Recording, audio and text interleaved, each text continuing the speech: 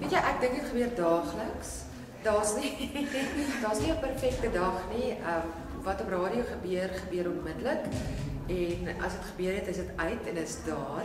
So daar's nie terugkom kans nie. So dit is nou maar net ietsie waarna ek aan gewoond raak.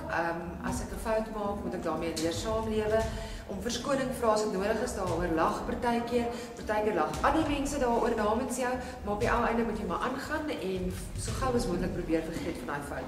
Ek dink die grootste fout wat ek ooit gemaak het, is die heel eerste keer wat ek uitgesaai het. En ek het saam met Norma Odendaal uitgesaai en dis die begin van die program en sy sê ek is Norma Odendaal en toe sê by my, maar kan ek glad nie my naam onthou nie. So ja, van daar af het ons toe nou maar aangegaan. Ja.